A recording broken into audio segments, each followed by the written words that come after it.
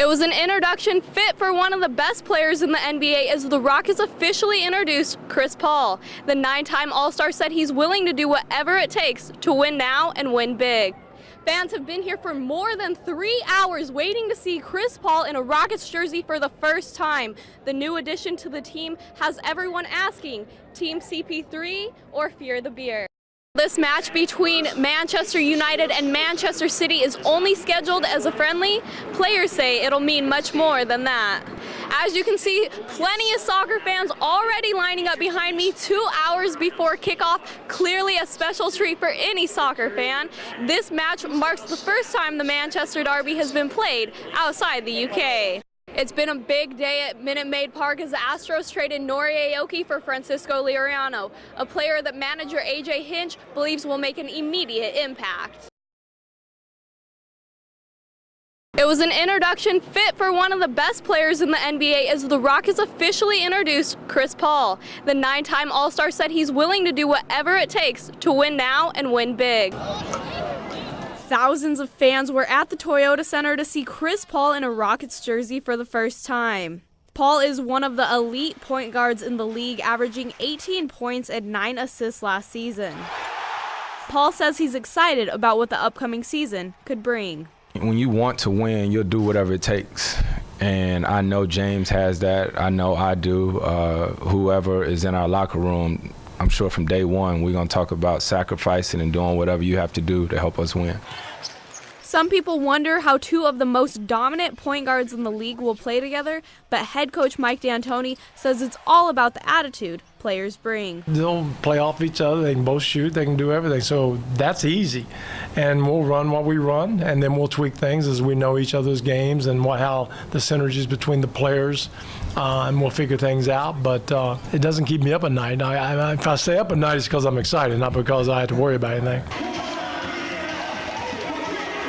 Lauren Davidson, ABC 13 Sports. This match between Manchester United and Manchester City is only scheduled as a friendly. Players say it'll mean much more than that. NRG Stadium plays host to the 175th Manchester Derby. Both teams are from the same city, but the fan base is clearly divided. My wife is from Manchester. She's a Blue. Her family is divided between blue and red, and when we go together at Christmas for dinner, it's, it can be an issue sometimes. Manchester United and Manchester City are two of the top teams in the English Premier League, both finishing within the top 10 last season. While the regular season doesn't start for another month, for the players, it'll seem like it starts tonight. It's a difficult context because it's a friendly game, but at the same time, it's a game that I never really played as a friendly. As you can see, plenty of soccer fans already lining up behind me 2 hours before kickoff. Clearly a special treat for any soccer fan. This match marks the first time the Manchester Derby has been played outside the UK. Fans in Houston didn't disappoint, the red and blue both showing up in full force today. But no matter which team you're a fan of, if you're in NRG tonight, it'll be a game you won't forget. Lauren Davidson, ABC 13 Sports. It's been a big day at Minute Maid Park as the Astros traded Nori Aoki for Francisco Liriano, a player that manager AJ Hinch believes will make an immediate impact. After coming off of a 10-day road trip, the Astros couldn't make the major deal many players were hoping for. It's just a little disappointing for sure. I didn't go to college to be a GM, so I don't know what move we should do. And like I said yesterday, we have a manager and a general manager. They're doing everything they can to help our team. We were in on a lot of the players that got moved, but our bundle of players or our headline player or whatever wasn't quite up to snuff with the alternatives that they have, and that's something we can't control. The Astros did land left-handed pitcher Francisco Liriano, who started 18 games this season for the Toronto Blue Jays. Astros manager AJ Hinch says Liriano will add experience and versatility to the bullpen. I see scenarios in which he would be used as a full inning guy. I see matchup lefty. I see 1+ if needed. I see him fitting in exactly how I've used some of our right-handed guys. Astros also announcing today that pitcher Lance McCullers is on the 10-day DL with ongoing back problems. Reporting from Minute Maid Park, Lauren Davidson, 13 Eyewitness Sports. Kansas basketball will start its season away from Allen Fieldhouse for the first time in the Bill Self era. But for good reason. The team is in Hawaii to take on 11th ranked Indiana for the Armed Forces Classic. Last time these two teams met, KU's star freshman was Paul Pierce. Yes, now NBA vet Paul Pierce. KU won that game and will look to get another W tonight.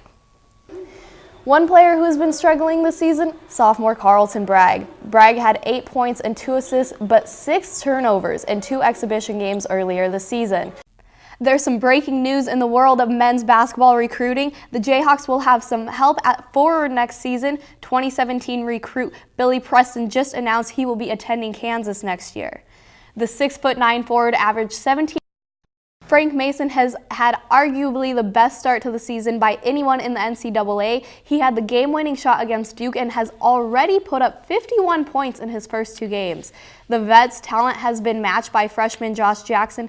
Jackson sure didn't look like a freshman playing in only his second regular season game. He put up 17 points against Duke. What if I told you the last time KU football won a Big 12 road game, I was 12? Yeah, the Hawks have been winless on the road for more than 8 years. They'll look to end that drought tomorrow, but it won't be easy facing 14th ranked West Virginia. KU football? Yeah, they're still playing, but it's been a rough season to say the least. The team is still without a win in conference play.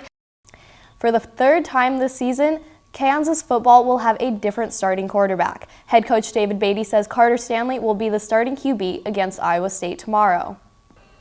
Kansas quarterbacks have struggled this season, to say the least. Both Montel Kozar and Ryan Willis have thrown more interceptions than touchdowns this season. Carter Stanley is the only QB to have more touchdowns than interceptions at 3 and 2 respectively. It was a November to remember for the Kansas volleyball team. The Jayhawks won their first Big 12 championship, are the 5th overall seed in the NCAA tournament, the highest seed in program history, and last night the Hawks swept Samford in 3 matches.